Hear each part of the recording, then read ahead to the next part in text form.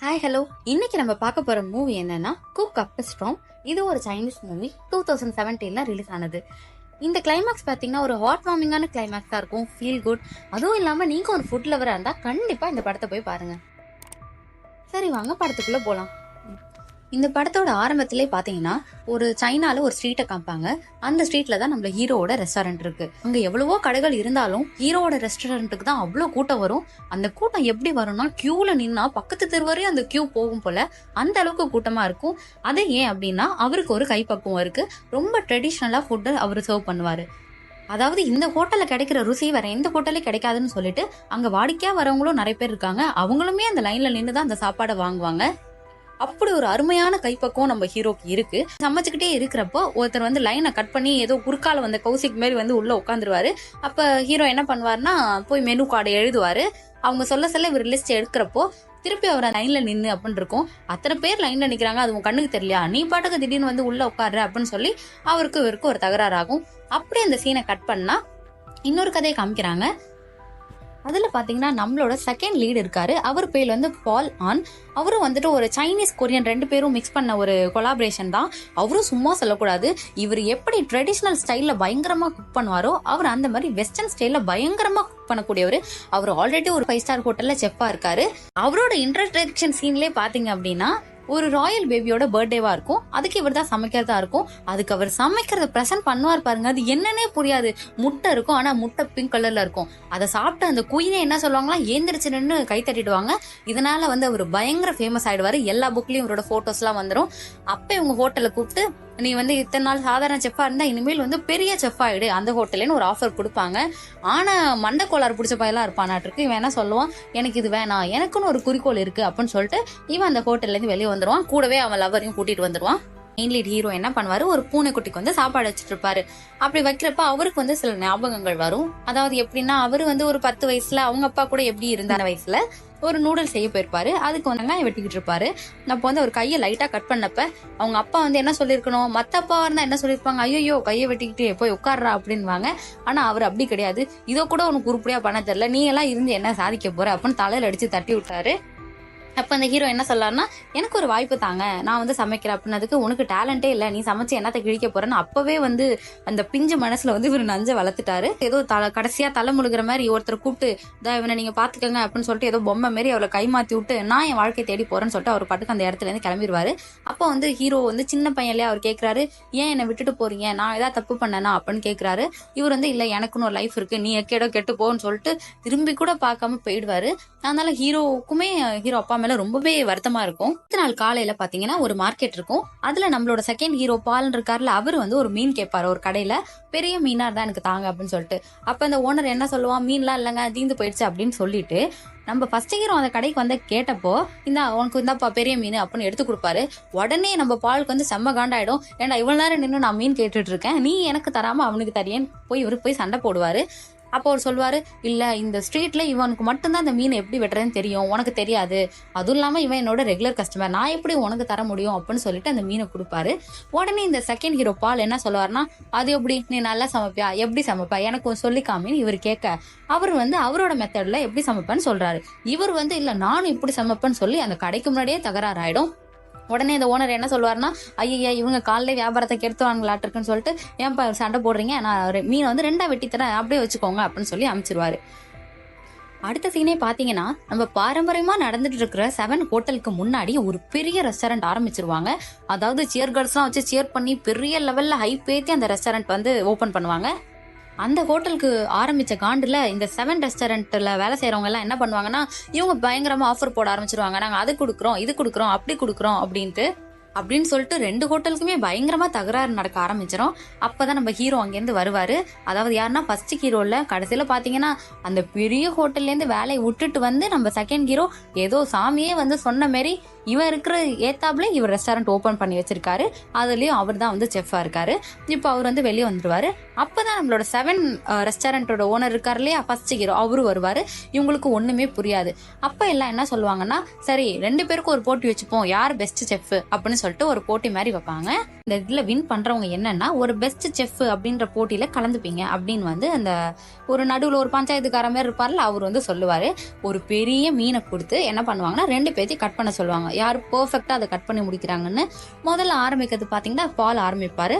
அப்படியே எப்படி கட் பண்ணுவாருன்னே தெரியாது. அந்த மீன் அப்படியே பாதியா விட்டுருவாரு. அங்க பாக்குற எல்லாத்துக்குமே ரொம்ப ஆச்சரியம், யாருன்னே தெரியல அப்படின்னு சொல்லிட்டு பல வித்தைகளை வந்து அவர் கையில வச்சிருந்தாரு.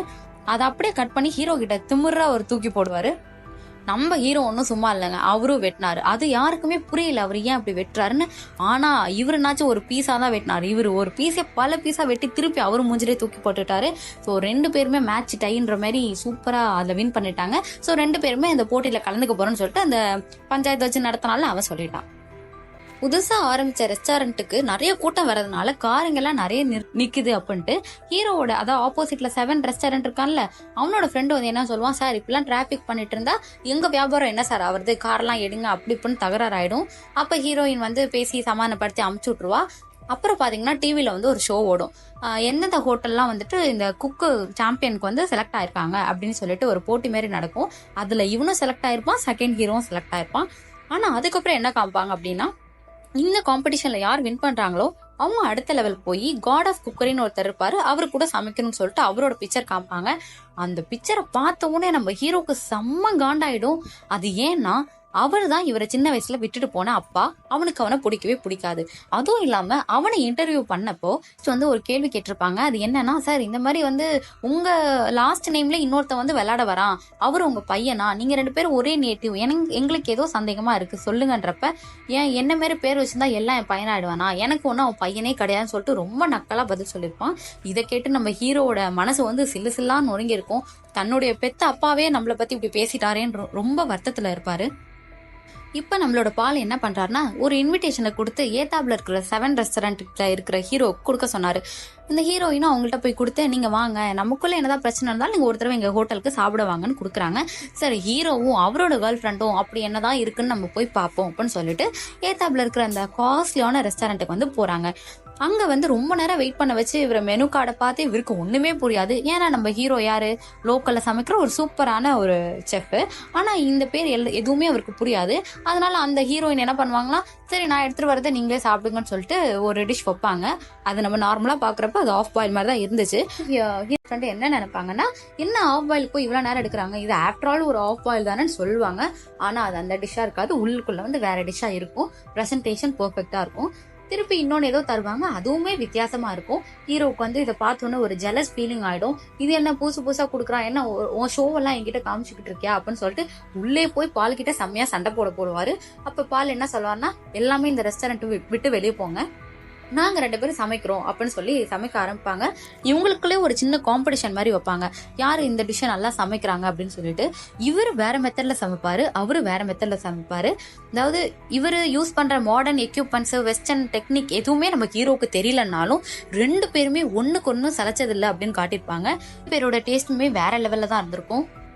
அப்புறம் நம்மள ஹீரோட அப்பா மனசு மாதிரி ஹீரோ ஒரு நாள் கூப்பிட்டு பேச கூப்பிடுவாரு. இவன் வேற யாரோ கூப்பிடுறாங்கன்னு ஆசையா போவான். ஆனா வந்து அவங்க அப்பாவை பார்த்தோன்னா அவனுக்கு செம்ம கடுப்பாயிடும். நீங்க எதுக்கு என்ன கூப்பிட்டீங்கன்னு கேட்க போய் அவர் சொல்லுவாரு, இந்த மாதிரி நீ வந்து சமைக்கிற, நீ எப்படி சமைப்ப, நல்லா சமைப்பியா அப்படி இப்படின்னு எதேதோ விசாரிப்பாரு. அப்போ வந்து இவன் வந்து திட்டிட்டு வந்துருவான், நீங்க தான் என்ன வேணான்னு சொல்லிட்டு போனீங்களே, இப்ப மட்டும் நான் எதுக்கு அப்படின்னு சொல்லி ஹீரோ பயங்கரமா சண்டை போட்டு அங்கேருந்து வந்துடுவாரு. நம்மளோட பால் அவர் என்ன பண்ணுவாரு அப்படின்னா, ஒரு நோட்டை வந்து மெயின்டைன் பண்ணிட்டு இருப்பாரு. அது என்னன்னா ஒரு ரெசிபி நோட் மாதிரி இருக்கும். ஆனா அவ லவ்வர் அவர்கிட்ட வரப்ப டக்குன்னு அந்த நோட்டை எடுத்து மறைச்சிருவாரு. அது ஏன்னு வந்து இப்ப காமிக்க மாட்டாங்க. இப்ப அந்த செஃப் சாம்பியன் போட்டி வந்து ஆரம்பிச்சுமே சமைப்பாங்க. அதாவது பாலும் சமைப்பாரு, நம்மளோட ஃபர்ஸ்ட் ஹீரோவும் 2 பேருமே சமைப்பாங்க. அதுல உங்களுக்கு டோட்டலா கொடுத்த டைம் பாத்தீங்கன்னா 90 மினிட்ஸ்க்குள்ள ஒரு டிஷ் கொடுத்துட்டு இது நீங்க செய்யணும்னு சொல்லுவாங்க. நான் பால் வந்து ரொம்ப வேகமா எல்லா டிஷ்ஷும் செய்யறப்ப ஹீரோ வந்து கூலா நிப்பாரு. கடைசி ஒரு நிமிஷத்துல ஏதேதோ வித்து பண்ணி அவரும் அந்த டிஷ்ஷை கொண்டு வந்துருவாரு.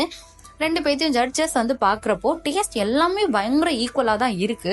ஆனாலும் ஒரு பாயிண்ட் வித்தியாசத்துல பால் ஜெயிச்சிட்டாரு. அது ஏன் அப்படின்னா, இவரோட பிரசன்டேஷன் பயங்கரமா இருக்கும். இவரு நம்ம பழைய ஹோட்டல்லே லோக்கலா சமைச்சதுனால இவருக்கு அவ்வளவா பிரசன்டேஷன் ஸ்கில்ஸ் இல்ல. அதனால வந்து அவர் வின் பண்ணிட்டாரு அப்படின்னு அவருக்கு சொல்லிட்டாங்க.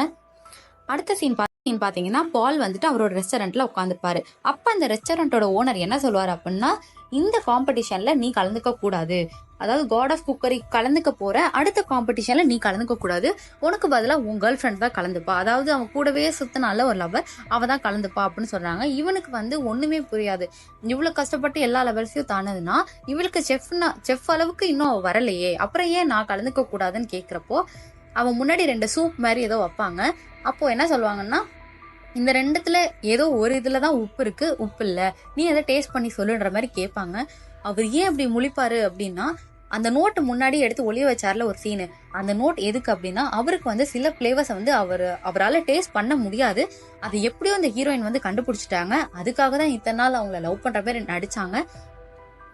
அது இப்ப அந்த ஹோட்டல்ல எல்லாருக்குமே தெரிஞ்சு இவரை வெளியே போக சொல்லிட்டாங்க. உனக்கு டேஸ்ட் பார்க்கவே தெரியல, நீ எப்படி அந்த இதுல சமைக்க போற அப்படின்னு சொல்லிட்டாங்க. அது மட்டும் இல்லாம அந்த பொண்ணு இவனுக்கு துரோகம் பண்ணிட்டு அந்த ஓனர் கூட போய் லவ் பண்ணிட்டு இருக்கா. இதெல்லாம் அவருக்கு ரொம்ப ஏமாற்றமா இருக்கும். இதெல்லாம் ஒரு மூலையில உட்காந்து தண்ணி அடிச்சிட்டு இருப்பாரு. அப்ப ஹீரோ அந்த இடத்துக்கு வருவாரு. இவன் ஏன் தண்ணி அடிச்சிட்டு இருக்கான், இவன் ஜெயிச்சான் தானே, தோத்தவன் நம்மளே சும்மா இருக்கோம், யூனிக் என்ன சொல்லிட்டு அவர்கிட்ட போய் கேட்பாரு. அப்ப அந்த பால் என்ன சொல்வாருன்னா, இந்த மாதிரி என்னோட எய்மே வந்து காட் ஆஃப் குக்கரி கூட சமைக்கணும் அப்படின்னு சொல்லிட்டு தான் சொல்லிட்டு இருப்பாரு. அப்ப அந்த ஹீரோ சொல்லுவான், இவனே ஒரு புறம்போக்கு, இவனே என்ன சின்ன வயசுல விட்டுட்டு போயிட்டான், நீ போய் அவன் கூட சமைக்கிறியா அப்படின்னு சொல்லுவாரு. ஸோ பாலுக்கு அந்த ஆசையே போயிடும். அந்த இடத்துல 2 பேருமே அவனோட ஃபிளக்ஸ் ஒரு போட்டோ மாதிரி இருக்கும், அதுல வந்து என்னென்னமோ தூக்கி போட்டு அடிச்சு பேசிட்டு இருப்பாங்க. 2 பேரும் ரொம்ப க்ளோஸ் ஃப்ரெண்ட்ஸ் ஆயிடுவாங்க. அப்புறம் பாத்தீங்கன்னா இந்த 7 ரெஸ்டாரண்ட்டை எடுக்க சொல்லி ஏத்தாப்ல ஹோட்டலோட ஓனர் என்ன சொல்லுவாருன்னா வந்து சண்டை போட்டுட்டு இருப்பாரு. இந்த மாதிரி நீங்க வேற எங்கேயாச்சும் போய் ஹோட்டல் வைங்க, இங்கெல்லாம் வைக்க கூடாது அப்படி இப்படின்னு என்னென்னமோ பேசிட்டு இருப்பாரு. அப்பதான் நம்மளோட ஃபர்ஸ்ட் ஹீரோ 2வது ஹீரோ 2 பேருமே உள்ள வருவாங்க. என்ன பிரச்சனை அப்படி இப்படின்னு கேட்டுட்டு இவர் என்ன சொல்லுவாருன்னா, நாங்க 2 பேருமே அந்த குக்கரி ஷோல கலந்துக்க போறோம், நீ எனக்கு ஒருத்தனை தானே வேணாம், நீங்க இப்ப நானே சொல்றேன், நாங்க 2 பேரும் ஷேர் பண்ணி கலந்துக்க போறோம் அப்படின்னு அவன் சொல்லிடுவாரு. இவர் சொன்ன மாதிரி 2 பேரும் கலந்துப்பாங்க. அந்த ஷோல கலந்துக்கிறதுக்கு முன்னாடி 2 பேருமே அவங்களுக்கு என்ன ஸ்கில்ஸ் இருக்கு, இவர் பாரம்பரியமா எப்படி சமைக்கிறாரு, அவரு ரொம்ப மாடர்னா எப்படி சமைக்கிறாரு, 2 பேருமே எல்லாத்தையும் சொல்லி கொடுத்துட்டு தான் அந்த ஷோஸ்க்கு போவாங்க. காம்படிஷன்ல மொத்தம் 5 பேர் கலந்துருப்பாங்க. 2 ஹீரோ பிளஸ் அந்த ஹீரோயின், இன்னும் 2 டீம்ஸ் யாரோ கலந்துருப்பாங்க. அதுல வின் பண்ண 2 பேர் யாருன்னா அந்த 2 ஹீரோ அப்படியே வின் பண்ணுவாங்க. அப்ப அந்த ஏமாத்தி வந்தால லவர், அவன் மூஞ்ச பாக்கணுமே, ரொம்ப கர்ண கொடூரமா இருக்கும். அவளுக்கு இது தேவைதான் அப்படின்ற மாதிரி தான் இருக்கும். 2 பேருமே எப்படியோ வின் பண்ணிட்டோம், அப்பா சாமி அப்படின்னு கட்டி பிடிச்சிட்டு ரொம்ப என்ஜாய் பண்ணிட்டு இருப்பாங்க. அப்ப நைட்டு உட்காந்து பேசுறப்போ அடுத்த step, last step, god of cookery கூட சமைக்கணும் காசை, நீ போய் சமைச்சுக்கோ அப்படின்னு சொல்லி விட்டு கொடுப்பாரு. அதுக்கு பால் என்ன சொல்லுவாருன்னா, இல்ல எனக்கு எந்த பிளேவர்ஸுமே டேஸ்ட் பண்ண தெரியாது, ஆனாலும் நான் இத்தனை ரவுண்ட் தானதே நான் ஜெயிச்ச மாதிரி தான், நீ தான் சமைக்கணும், உன்னை விட்டுட்டு போன அப்பாவுக்கு நீ ஒரு பதிலடி கொடுக்கணும்னு சொல்லிட்டு அந்த வாய்ப்பையும் வந்து ஹீரோக்கே அவர் விட்டு கொடுத்துருவாரு. இப்ப கடைசி ரவுண்ட் அந்த காட் ஆஃப் குக்கரி கூட சமைக்கிற ரவுண்ட் தான். ஹீரோவும் அதாவது அப்பாவும் பையனும் அந்த மாதிரி ஒரு சினாரியோ இருக்கும். 2 பேரும் சமைக்க ஆரம்பிப்பாங்க. பண்றதெல்லாம் பாத்தீங்கன்னா என்னென்ன பண்றாருன்னே தெரியாது. அந்த பிரசன்டேஷன், அவர் பண்றது எல்லாமே ரொம்ப வித்தியாசமா இருந்துச்சு. ஆனா இந்த பக்கம் பாத்தீங்கன்னா நம்ம ஹீரோ அப்படியே சிம்பிளா ஒண்ணுமே தெரியாத மாதிரி நின்னுகிட்டே இருக்காரு. அப்பயுமே அந்த காட் ஆஃப் குக்கர் என்ன பண்ணா, டே வெட்டி பையில ஏன்டா நிக்கிற சமன்னு சொல்லியும் நம்ம ஹீரோ சமைக்கவே இல்லை. கடைசி ஒரு 20 நிமிஷத்துலதான் ஹீரோ ஏதோ சமைக்க ஆரம்பிப்பாரு. அது என்னன்னு தெரியாது, ஏதோ கட் பண்ணுவாரு, என்னமோ பண்ணுவாரு. அதுக்குள்ள காட் ஆஃப் குக்கரி முடிச்சுட்டு ஜட்ஜஸ்க்கே போய் ப்ரெசென்ட் பண்ணிடுவாரு. அதை சாப்பிட்டு அவங்களும் ஓ சூப்பர், இந்த மாதிரி ஒரு டேஸ்ட் எங்கேயும் பார்த்ததுலன்னு வழக்கம் போல பேச ஆரம்பிச்சுட்டாங்க. இப்ப நம்ம ஹீரோ சமைச்சு முடிச்சுட்டாரு. அந்த ஃபுட்டை எடுத்துட்டு வந்து ஜட்ஜஸ்க்கு அவர் கொடுக்கல. அவர் கொடுத்தது யாருக்குன்னா அவரோட அப்பாவான காட் ஆஃப் குக்கரிங் இருக்காருல்ல, அவருக்கு தான் அந்த ஒரு பவுல வந்து கொடுக்குறாரு. ஒரு கையில அந்த பவுல தராரு. அப்புறம் ரொம்ப மரியாதையோட இந்தாங்க அப்படின்னு சொல்லி கொடுக்குறாரு. இவர் அதை ஓபன் பண்ணி பாக்குறாரு. ஒரு நூடுல்ஸ் இருக்கு. அதாவது முதல்ல எந்த நூடுல்ஸை ஹீரோ பண்ணி இவர் சரியில்லைன்னு சொன்னாரோ அதே நூடுல்ஸை இவர் இப்ப பண்ணி அவங்க அப்பாவுக்கு கொடுத்திருக்காரு. அத அவர் வாயில வச்சதும் அவருக்கு அப்படி ஒரு டேஸ்டா இருந்துச்சு. தன் பையன் கையால நம்ம இப்படி ஒரு சுவையான நூடுல்ஸா அப்படின்னு அவர் ஆனந்த கண்ணீரோட அந்த நூடுல்ஸை சாப்பிடுற சீன் ரொம்பவே ஹார்ட் வெல்மிங் சீனா இருந்துச்சு. எந்த இடத்துல அவரை நிராகரிச்சாரோ அதே இடத்துல அதை விட பெரிய இடத்துல அவரே ப்ரூவ் பண்ணிக்கிட்டாரு. அவர் அந்த நூடுல்ஸை சாப்பிட்றத பார்த்தாலே நமக்கே தோணும், இதை விட அவர் ஒரு பெரிய செஃப்னு அவர் பையனுக்கு அவரே பட்டம் கொடுத்த மாதிரி ஒரு அங்கீகாரம் கிடைச்சிச்சு. ஷோல கலந்துக்கிட்டது ஒரு செஃப்பா ஆகணுமோ, இல்ல நல்லா சமைக்கணும், இல்ல நம்ம ரெஸ்டாரண்ட் வந்து ஃபேமஸ் ஆகணும் அப்படின்றதுக்காக இல்ல. அதுக்கு ஒரே ஒரு காரணம் என்னன்னா அவங்க அப்பாவோட மனசை ஒரு வெல்லணும்னு நினைச்சாரு. அதை கரெக்டா கடைசியா பண்ணி முடிச்சுட்டாரு.